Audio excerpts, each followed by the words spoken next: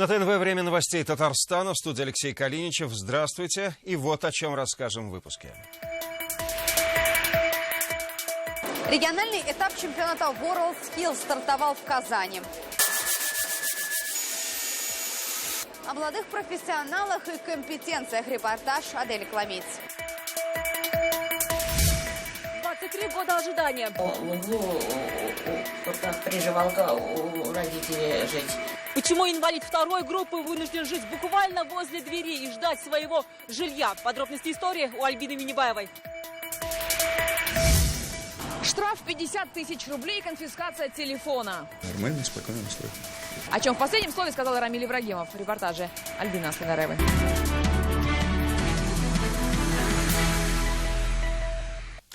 70 компетенций и 1500 молодых профессионалов. В Казани стартовал региональный чемпионат WorldSkills Russia.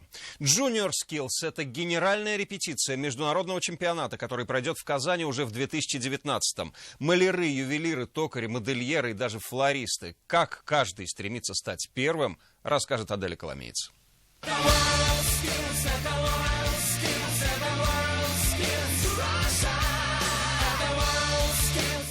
Полторы тысячи молодых профессионалов, более 70 компетенций. Региональный чемпионат впервые в таком глобальном масштабе. Задействованы десятки площадок по всей республике. С раннего утра здесь уже идет настоящая борьба за звание лучшего. За плечами года подготовок у участников одна цель.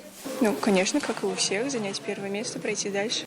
А дальше российский этап чемпионата. Лучшие попадут в расширенный состав нашей сборной, но говорить об этом пока рано. Впереди 3 дня состязаний. Эксперты одной из самых сложных компетенций, малярные и декоративные работы, говорят, здесь каждый уже победитель. И предугадать результат невозможно. Тем более, что перед участниками непростая задача. 6 модулей с точностью до миллиметра нужно воплотить в реальности. Двери, обои, эскизы декораций. Все должно быть сделано на 5 с плюсом. Работа кипит и в строительной мастерской. Здесь еще несколько компетенций. Кирпичная кладка, кровельные работы, облицовка плиткой. Участников просят не отвлекать. Время поджимает. За 22 часа они должны сделать 3 модуля. Газиз Хасанов из Кукмара говорит, главное – глаз-алмаз. Самое сложное, главное тут подогнать вертикаль и горизонталь. Ландшафтный дизайн, комнитесное дело, геодезия в строительном техникуме, 16 компетенций. И в каждой как минимум 6 претендентов на победу. Я думаю, что сегодня один из этапов, который мы проходим для того, чтобы выявить лучших и также хорошо и красиво выглядеть на будущих чемпионатах. Одни строят, другие творят. На второй площадке регионального чемпионата WorldSkills, что на Казанской ярмарке. Настоящий рай для женщин. Здесь и ювелиры, кулинары, парикмахеры и даже флористы. Нужно делать просто все естественно. В природе бывает сочетается и несочетаемое.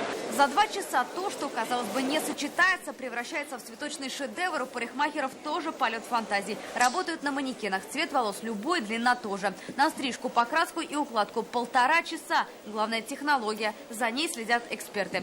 По соседству трудятся ювелиры и портные. Во втором выставочном зале красят и ремонтируют крупногабаритные грузовики и кроссоверы. Варят здесь даже металлы. Я участвую не первый раз, уже опыт есть, поэтому все легче работать.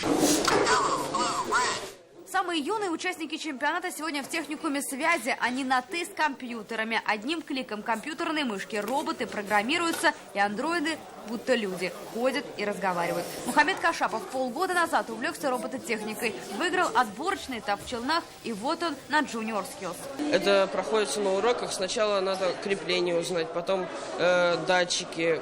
Потом постепенно так уже легче и легче роботы строить. Такие ребята на вес золота, уверен министр образования республики. Без высококвалифицированных специалистов разного уровня нет будущего нашей республики. Участникам регионального чемпионата приходится в прямом и переносном смысле проходить через огонь и воду, чтобы достойно показать себя на этих соревнованиях. В Тетюшах отрабатывают самую молодую компетенцию чемпионата спасательной работы МЧС. Все это генеральная репетиция перед WorldSkills Competition 2019. Международный чемпионат Казань примет через 2 года в августе. Кто может оказаться в составе сборной, мы узнаем в эту пятницу. Аделя Коломиц, Алексей Алексеев, Рамзель Гарипов, Александр Лобанов, ТНВ, Казань.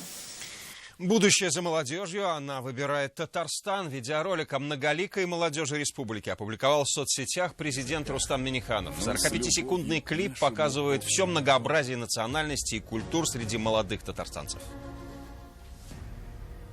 Наши культуры могут быть такими непохожими, но мы гордимся этим многообразием. Мы – это молодежь Татарстана. Его главное достояние.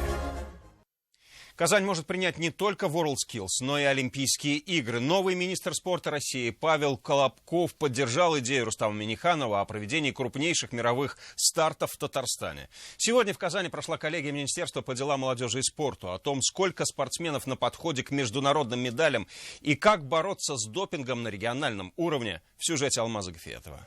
Министр приехал впервые, вот он стал министром, это первые коллеги, которые в регионе он принимает участие. Отдельно ему аплодисменты. Спасибо. Олимпийский чемпион Павел Колобков был назначен федеральным министром спорта буквально 3 месяца назад. Но уже за столь короткое время совместно с руководством нашей республики удалось наметить основные векторы развития спорта в регионе. У нас достойная команда, способная решать любые задачи. Казань, Республика Татарстан способна проводить любые мероприятия. Я вот даже не сомневаюсь. Вот говорят, может ли Казань Олимпийские игры провести? Легко, нет вопросов. Татарстан по-прежнему лидер страны по вовлеченности населения занятиями физкультурой. За прошлый год свыше 800 спортивных мероприятий приняла республика. 27 из них международного уровня. Татарстан получил огромное наследие не с точки зрения спортивных даже объектов, с точки зрения подготовки кадров, с точки зрения подготовки волонтерского движения, вообще опыта работы. Поэтому я уверен, что вот то, что сейчас уже сделано, безусловно, приведет к очень хорошему результату на многих крупнейших соревнованиях. Президент республики поручил Министерству финансов рассмотреть вопрос повышения зарплат в спортивной отрасли, а также уделить большое внимание строительству новых объектов. В 2017 году построят 100 спортивных площадок, 29 хоккейных коробок и 21 лыжную базу. Большое внимание в республике спортивной медицине, особенно в антидопинговой части. В предолимпийских сезонах это наиболее актуальный вопрос. Терзающие нас до сих пор допинговые скандалы отрицательно сказались и продолжают сказываться на психоэмоциональном состоянии атлетов, отвлекая нас от основной деятельности. Олимпийцы Татарстана 2016 с честью прошли через это. В этом году помимо матчей Кубка Конфедерации наша столица примет чемпионат мира по спортивному ушу, а также конференцию профильных министров всех стран ЮНЕСКО. Именно в нашем регионе одним из первых отказались от параллельного зачета. И Олимпийский Рио-де-Жанейро не принес в копилку сборной Республики Татарстан ни одной медали. Сейчас впереди через год Олимпиада зимняя уже в Южной Корее, где потенциальными кандидатами в сборную России являются 50 татарстанских спортсменов. Алмаз Гафиетов, Рамзель Гарипов, ТНВ Казань. И сегодня же министр спорта России обсудил с президентом Татарстана проведение в Казани матчей Кубка Конфедерации. Рустам Минниханов рассказал о подготовке стадиона «Казань-Арена», строительстве и обустройстве тренировочных площадок и сопутствующей инфраструктуры. И с сегодняшнего дня уже выдают паспорт болельщика на Кубок Конфедерации. Напомним, спортивные баталии пройдут этим летом в 4 городах России, в том числе и Казани. Паспорт болельщика – обязательный документ для зрителей. Кто уже точно попадет на игры, знает Салават Мухаммадуллин. Без красной обложки, прописки и графы «Дети». Паспорт болельщика – это заламинированная карта с фотографией и информацией о владельце. Получить фан-ID можно только при наличии билета на любой из матчей Кубка Конфедерации. Супруги Гусевы – первые обладатели паспортов болельщиков Казани. Инициатор похода на матч Кубка Конфедерации Германия-Чили Мария – ярый футбольный фанат. Как только мне пришла информация о том, что доступна первая очередь продажи билетов, я тут же зашла, выбрала, купила. Там череда сообщений было, нужно было очень внимательно следить, но тем не менее все получилось, я очень рада. И таких, как Мария, уже сотни тысяч. Столько заявок подано на получение фан-ID. Всего же Кубок Конфедерации посетит более 500 000 болельщиков. В Казани пройдет 4 матча. Столица республики на 80% готова принять соревнования. Огромное количество вопросов, связанных с инфраструктурой, связанных с дорожным хозяйством, благоустройством, размещением гостей совместно с дирекцией. Идет большая работа. Паспорт болельщика – обязательный документ для всех фанатов. Даже при наличии билета без него на стадион не попасть. Получить свой идентификационный номер можно в Казани по улице Баумана, 44. Салават Мухаммадуллин, Андрей Сантальцев, ТНВ, Казань.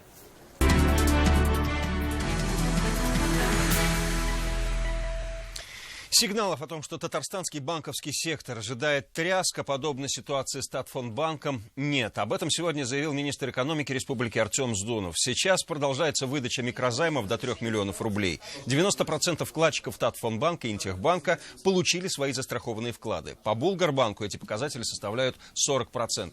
Одна из актуальных проблем касается клиентов ТФБ Финанс и тех, кто дробил свои вклады. С ними работают и в Минюсте республики. 16 лет в очереди внеочередник. К нам в редакцию обратилась семья Минимулиных. Их 47-летняя дочь, инвалид, долгие годы ждет положенную ей по закону квартиру. Отец инвалида обошел пороги практически всех казанских ведомств и написал десятки писем, чтобы отстоять право дочери на жилье. Пока без результатов. Историю этих переписок изучала Альбина Минибаева. Вот и здесь осталось место для нее. В буквальном смысле возле входной двери. Именно здесь и спит 47-летняя Лилия Минимулина. В уголке коридора родительской квартиры она живет больше 20 лет. В соседней комнате ее отец с ее же сыном. В гостиной больная мать, которой глава семейства выделил отдельную комнату. Неизвестно, когда еще я получу квартиру. Неизвестно, когда изменится что-либо в моей жизни. Первая справка.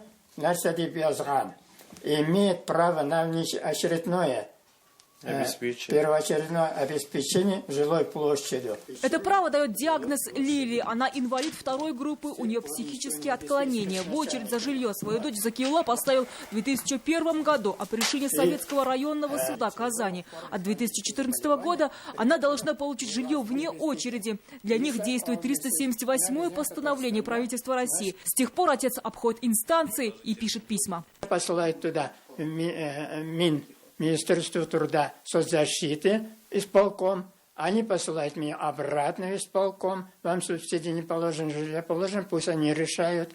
И так ходил вот 20 лет. 83-летний офицер Закиулла пытался получить объяснение и в Минстрое России. Там ответили, полномочия по установлению порядка очередности и мер соцподдержки по обеспечению жильем переданы субъектам, а значит правительству Татарстана. В Кабмине говорят, выделение жилищных субсидий в регионе зависит от объема федеральных денег. Так, в прошлом году на реализацию 378-й федеральной программы Татарстану выделили порядка 110 миллионов рублей. Это значит, что 181 человек из практически 4000 смогли получить жилье. Но это капля в море. Список остановился на тех, кто встал в очередь в 1998 году. В прошлом году Кабмином была утверждена уже татарстанская программа по обеспечению субсидий на жилье людей с хроническими заболеваниями. Возможно, именно по ней Лилия сможет получить свое жилье. Бюджет республики выделяет 50 миллионов рублей в 2017 году. Сейчас Министерство труда ждет от исполкома Казани списки очередников. Но здесь все непросто. Исполком же ждет от Кабмина пояснения, как формировать этот список. Порядок уже сформирован Минстроем Татарстана и сейчас на утверждение в Кабмине. Проект указанного постановления, подготовленный Министерством строительства, архитектуры и жилищно-коммунального хозяйства Республики Татарстан, находится на стадии согласования в Кабмине. Попадет ли в новый список Лилия Минимулина, пока неизвестно. Хотя, как следует из письма за подписью премьера, она имеет право на внеочередное получение жилья. Если даже написано вне очереди, в любом случае в администрации создают очереди вот среди внеочередников.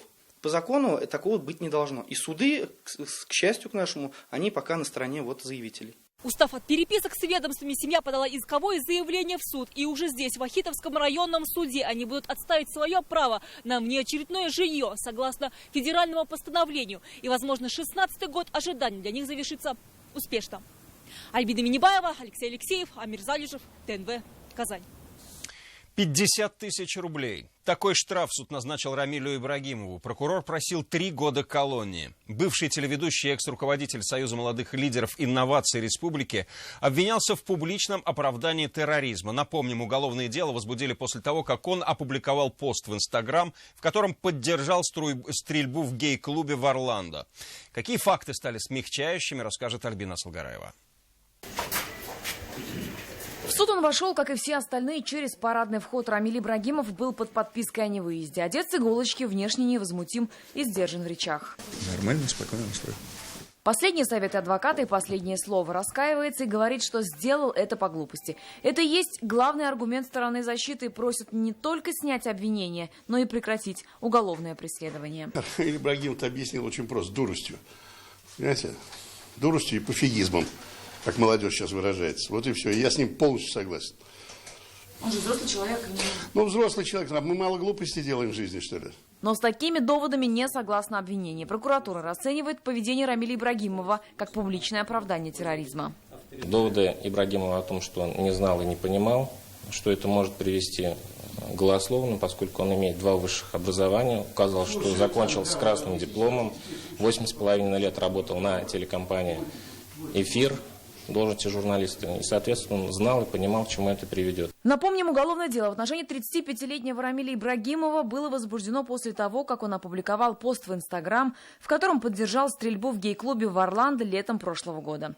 Учитывая все смягчающие обстоятельства, а это хорошая характеристика общественной деятельности и то, что ранее не привлекался, суд признал Рамиля Ибрагимова виновным, но свободы не лишил. Волжский окружной военный суд приговорил Ибрагимова Рамиля Гасимовича признать виновным в совершении преступления и назначить ему наказание в виде штрафа в размере 50 тысяч рублей.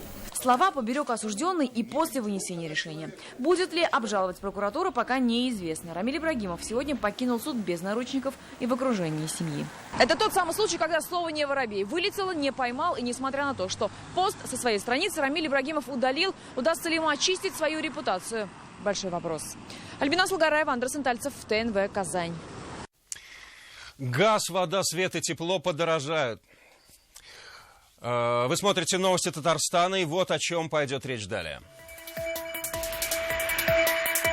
Огромное здание, грандиозный демонтаж. Если в принудительном порядке, то это будет просто снос. С места разбора эллинга для катеров Рамиль Шайдуллин.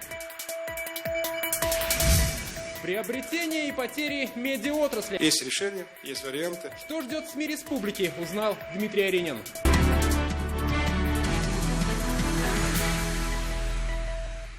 Газ, вода, свет и тепло подорожают. Правда, в этом году повышение будет только один раз. 1 июля заявили сегодня на коллегии Комитета Республики по тарифам. Пока цены удается удерживать на уровне инфляции, но тарифная политика нуждается в регулировании. Подробности в 21:30. Каждому по гектару, от каждого по делу. Уже сегодня любой может безвозмездно получить участок на Дальнем Востоке. В Татарстане желающие уже нашлись. Теперь главное освоить участок в течение 5 лет. А тех, кто уже решил переехать за несколько тысяч километров от дома, Салават Мухаммадуллин. Здравствуйте. Вот он, первый татарстанец, кто уже пришел сегодня с заявлением на дальневосточный гектар. У Джалила Янгалышева на руках только паспорт, а больше и не нужно. На другом конце России он планирует открыть свое дело. Лично для меня это территория, этот 1 гектар, возможно использование как для туризма, для отдыха, для ведения подсобного хозяйства. Получить свой участок, например, на берегу моря, можно не выходя из дома. Оформите заявку, выберите землю на сайте на дальневосток.рф и собирайте чемоданы. Через 5 лет при проверке ваш гектар не должен остаться в первозданном виде. Я бы, наверное, дом там построил, просто переехал бы жить куда-нибудь, где больше природы. У меня есть мечта переехать и вообще быть поближе к природе, устала от города.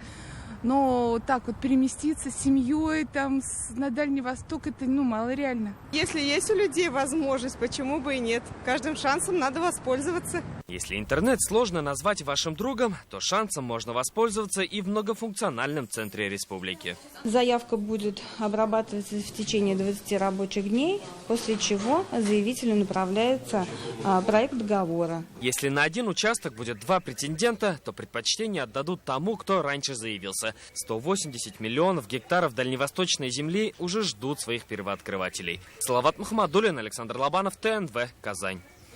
Здание на ветер. В садовом товариществе «Щурячий» начали сносить эллинг для катеров. Собственник здания построил его на садоводческой земле, не предназначенной для строительства таких объектов. Все подробности в 21:30. Не работать по старинке, а искать новые пути к аудитории. О состоянии дел в медиаотрасли Татарстана сегодня говорили на коллегии Республиканского агентства по печати и массовым коммуникациям Татмедиа. Что собираются делать, чтобы плоды трудов журналистов стали доступнее зрителям, слушателям и читателям, узнал Дмитрий Аренин. Под стать самой республике ее медиаполе одно из самых крупных и разнообразных в стране. Это и 30 местных телеканалов, 7 сотен печатных изданий, а еще радиостанции, информагентства, набирающие популярность электронные СМИ. И во всем этом многообразии происходят динамичные изменения. Обо всех тенденциях говорили сегодня на коллегии профильного агентства Татмедиа. Так, объем рекламы в СМИ остается практически неизменным, а печатная пресса теряет тиражи, причем по всей стране. Это связано с переключением аудитории на электронные издания. Мы не можем работать в значительной степени по старинке. Нам надо уметь по-другому, в том числе, упаковывать материалы, не потеряв при этом и традиционную аудиторию, которая у нас есть. В отделе телевидения в республике уже завершили строительство сети современного цифрового эфирного вещания. Им охватили практически все население республики. Транслироваться будут 20 российских общедоступных телеканалов. И 21-я кнопка выделена для одной региональной телекомпании. Ей может стать и ТНВ.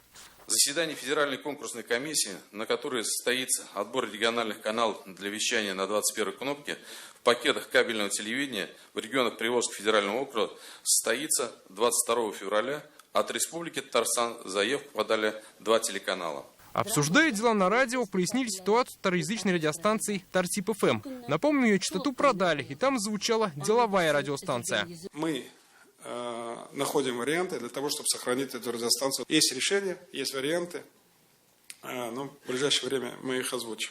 Особо отличившиеся представители масс-медиа сегодня получили госнаграды. Поощрили сотрудников нашего телеканала. Генерального директора Ильшата Аминова наградили медалью за доблестный труд. Заместитель генерального директора Владимир Матвеев получил благодарственное письмо от Кабинета министров, а Леонард Давлетшин стал заслуженным работником средств массовой информации. На ТНВ он с момента основания последние 10 лет возглавляет дирекцию утреннего вещания. Благодаря работе таких профессионалов медиаотрасль республики не только двигается вперед семимильными шагами, но и помогает устойчивому развитию всего Татарстана. Дмитрий Аренин, Марат Саидгараев, ТНВ, Казань. Сельские клубы строятся, а работать в них некому. О проблемах и успехах в культурной сфере сегодня говорили на итоговой коллегии Минкульта Республики. Музей Татарстана за прошедший год посетили около 6 миллионов человек. Рекорд за последние 20 лет. На развитие культуры за год потратили почти 15 миллиардов рублей. Открыли полсотни сельских клубов. Столько же капитально отремонтировали. Главная проблема сейчас в кадрах. Подробности в вечернем эфире. Юбилейный Шаляпинский. В эти минуты в Театре оперы и балета дают «Пиковую даму». В Казани открылся 35-й оперный форум имени Шаляпина. В центре театральных событий и наш корреспондент Елена Новгородцева. Лена, добрый вечер. Как стартовал фестиваль? Какое настроение у публики и какая она, нынешняя «Пиковая дама»? Добрый вечер, Алексей. Сегодня действительно в оперном театре большой праздник. Во-первых, потому что стартовал юбилейный 35-й форум имени Шаляпина. Во-вторых, стартовал он грандиозной премьерой «Пиковой дамы». Опера «Пиковая дама» любима как исполнителями, так и публикой. И нынешнее прочтение – это классика. Действие происходит в эпоху Александра III. Сейчас вы, кстати, видите кадры, которые мы засняли буквально за несколько секунд до начала фестиваля, до начала оперы. Режиссер-постановщик Юрий Александров постарался превратить спектакль в триллер, все окутано мистикой, мраком и накалом страстей. Юрий Исаакович утверждает, что это произведение как никогда актуально в наши дни. Очень много людей сейчас ставят на кон свою судьбу ради наживы, ради какого-то возможности подпрыгнуть на какую-то новую ступеньку социальной лестницы. И в этом смысле эта тема вечная. Надо отметить, что казанская публика знает и любит Александрова уже не первый год по таким постановкам, как «Севильский цирюльник», «Аида», «Любовный напиток» и даже по такому современному музыкальному жанру и проекту, как «Ветер переменный». И вот теперь «Пиковая дама».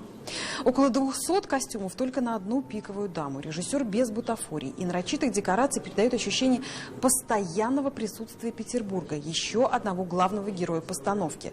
Автор прибегает к помощи света и современного видеоарта. Вот дождь, влажность, сырость – все это чувствуется. И костюмы потрясающие, грим великолепный, не упущена ни одна деталь. Ведущие партии исполнят солисты театров Москвы, Петербурга и Киева. Дирижирует итальянец Марко Баэми. Сегодня солисты Сергей Поляков, Владимир Мороз, Татьяна Ерастова. Завтра, во второй день фестиваля, будет уже еще одна пиковая дама, но уже другой состав. Поэтому милости просим. На этом у меня все, Алексей. Спасибо, Елена. Это была Елена Новгородцева с открытия Шаляпинского фестиваля из оперного театра. Ну а вечерний эфир ТНВ продолжит программа «Вызов 112». 1 человек погиб, 3 пострадали. В Казани пьяный водитель столкнулся с каретой скорой помощи. Все подробности через несколько минут. Ну а далее выпуски о спорте и о погоде. И до встречи в 21:30.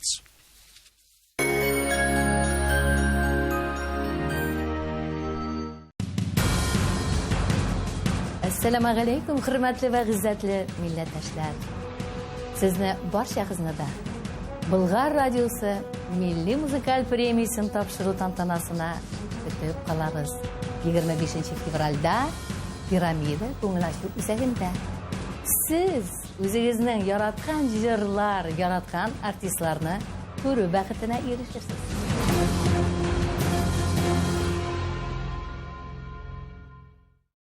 Оптово-розничному торговому центру «Порт» 1 год, и он становится на 20 тысяч квадратных метров больше. В 12 часов дня торжественное открытие 3-го корпуса. Увлекательный праздник и подарки для всех только 5 февраля. Оренбургский тракт возле остановки РКБ. В лаборатории «Манол» каждый день кипит работа. Наши инженеры разрабатывают новые формулы, чтобы двигатель работал чище, дольше, стабильнее, мощнее. Уникальные инновации «Манол». Это немецкий взгляд на то, каким должен быть ваш автомобиль. Совершенство доступно. Начни неделю с газетой «Метро Казань». Читай вместе с Москвой, Парижем, Лондоном и Римом. «Метро Казань». Читаешь ты, читает весь мир. Автоцентр марка Nissan заявляет: торг уместен. Ищешь новый Nissan на лучших условиях? Приходи, поторгуемся. О цене договоримся и подарками завалим. Казань, Чуйкова, 54Б. Звони 4 пятерки 3 единицы. В магазинах Елена Фурс любой жилет за полцены. Меховая фабрика Елена Фурс. Врач-психотерапевт Фарис Галямов приглашает больных с различными хроническими заболеваниями и всех желающих сохранить свое здоровье. Лечим остеохондроз, сколиоз, грыжи диска позвоночника, аллергию, энурез, бесплодие, заболевания нервной системы, депрессию и многое другое. Телефон для справок 522 10 38, код города 8843. Жыр бәйрәме. Татар милләтен зурлау кешәсе. Моң ташқыны. Бұлар барысы да Bulgar радиосы милли музыкаль премиясын тапшыру тантанасында гына. Сезне 25 февраль көнне Пирамида концертлар залында көтәм.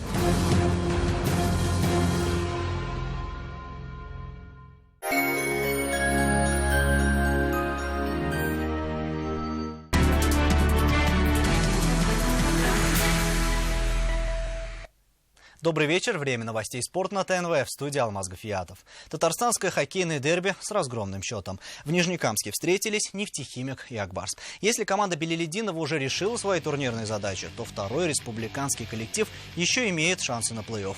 Для попадания в кубковую восьмерку хоккеистам Нефтехимика надо выигрывать оставшиеся матчи, а также рассчитывать на осечку соперников. В матче с Акбарсом так и произошло. Хозяева показали результативную игру. У казанцев, наоборот, был один из самых неудачных встреч в сезоне. Игра завершилась разгромными цифрами на табло 8-2 в пользу Нефтехимика. Команда продолжает борьбу за плей-офф. Я думаю, при любом счете надо умно играть. И, в принципе, если идет игра, можно и забить. Если нет, то зачем, сломя голову, вперед бежать? Сильнейший волейбольный клуб Германии повержен. В матче группового турнира Лиги чемпионов казанский «Зенит» обыграл дома Фридрихсхафен. Немцы, как и «Зенит», лидируют в своем национальном чемпионате, выиграв 13 из 14 поединков. Успев в нынешнем сезоне выиграть Суперкубок Германии и Национальный кубок. Но игроков Казани в этот день было не остановить. Снайперы «Зенита» Мэтью Андерсон, Вильфредо Леон и Максим Михайлов набирали очки один за другим. Упорной выдалась разве что вторая партия, в которой командам понадобилось дойти до счета 40-38 для определения победителя. Итоговый результат встречи 3-0. В следующем туре 15 февраля «Зенит» сыграет в Париже с Пари-Воллей. По моему ощущению, наверное, что чем больше для нас таких партий, концовок, да, таких неуступчивых соперников сейчас перед плей-оффами там в марте Лиги чемпионов, уже там дальше в апреле, да, там, тем лучше. Тем временем футболисты «Рубина» продолжают подготовку к весенней части сезона. Вторая часть тренировочных сборов проходит в Малаге. 2 недели основной состав будет вести полноценные занятия. За это время наша команда планирует провести сразу 5 контрольных встреч, которые пройдут 4, 5, 9, 13 и 14 февраля. Ежедневно в расписании подопечных Аверы Грасси по 2 тренировки. Кроме этого, занятия в тренажерном зале и на открытом воздухе. Практически все футболисты восстановились от травм и присоединились к общей группе. И это все новости спорта к данной минуте. Будьте здоровы и занимайтесь спортом. До свидания.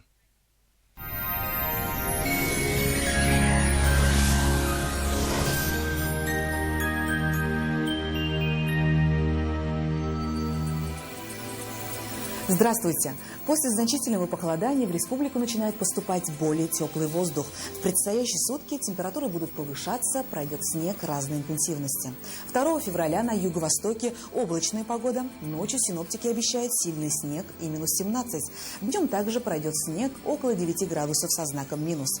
На северо-востоке, в Нижнекамске, Набережных Челнах, Елабуге облачно и снежно. Ночью минус 10-12, днем до 8 мороза. Облачная погода со снегопадами и на севере Татарстана. Ночные температуры минус 15, днем синоптики обещают 9 градусов со знаком минус. На северо-западе пасмурная погода. Также пройдет снег. Ночные и дневные температуры около 9 градусов мороза. Для жителей юго-запада 2 февраля будет пасмурным и снежным. Ночные температуры выше, чем дневные. Ночью минус 7, днем около 9 мороза. Пасмурный циклон со снегопадами в центральных районах республики. Ночью минус 13, днем до 8 градусов ниже нуля. В последующие сутки ночные и дневные температуры в большинстве районов сравняются. Осадков станет меньше. Завтра в Казани пасмурно, временами небольшой снег. Температура воздуха минус 7, минус 9. Ветер северный, порывистый, до 9 метров в секунду.